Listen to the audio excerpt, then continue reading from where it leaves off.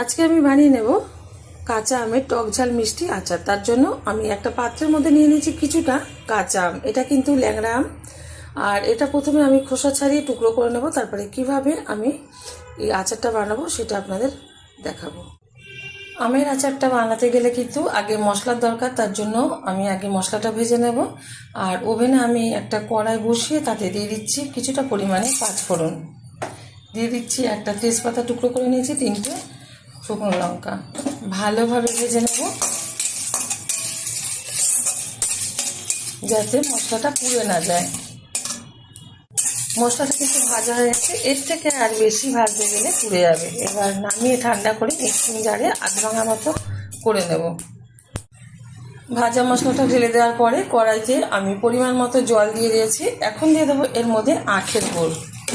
যেহেতু টক ঝাল মিষ্টি আচার, সেই বুঝে কিন্তু মিষ্টিটা ব্যবহার করতে হবে, অতিরিক্ত মিষ্টি হলে ভালো লাগবে না।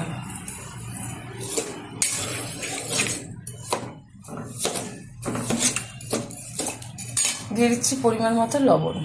লবণটা একটু চেক করে ব্যবহার করতে হবে, কারণ আমি কিন্তু কম বেশি টক খেতে থাকে, সেই কারণে নুন টক ঝাল মিষ্টিটা চেক করতে হবে। দুধটা কিন্তু জলের সাথে মিশে ফুটে উঠেছে জলটা। এখন দিয়ে দিচ্ছি টুকরো করে রাখা আম। আমে হালকা কিন্তু কালার চলে এসছে। আর যেহেতু এখন কিন্তু আম পাকারও সময়, মানে পুরো বাজারে আম পাকা উঠে গেছে প্রচুর পরিমাণে। ভালোভাবে হাই আছে এটা আমি সিদ্ধ করে নেব, ঢাকার কোনো দরকার নেই। আমটা কিন্তু গুড়ের শিরার সাথে খুব সুন্দরভাবে সিদ্ধ করে নিচ্ছি। আর কিন্তু সিদ্ধ করে নিতে হবে ভালোভাবে। এরকম আটি টাইপের হওয়া আমে আচার করতে বেশি ভালো হয়, আর গোটা গোটাই থাকে। এখন এই অবস্থাতে দিয়ে দেবো ভেজে রাখা মশলা। এই যে মিক্সিতে আধ ভাঙা মতো করে নিয়েছি।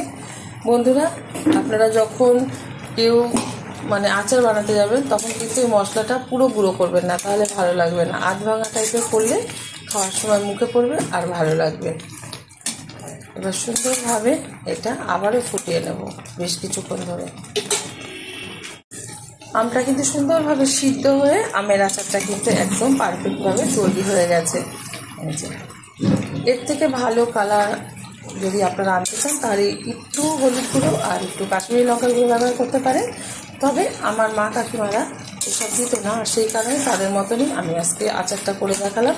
আচারটা বেশি দিন সংরক্ষণ করে রাখার জন্য সামান্য পরিমাণে দিয়ে দিচ্ছি একটু ভিনেগার, যাতে আচারটা অনেক দিন মতো রাখা যায়, নষ্ট না হয়ে যায়।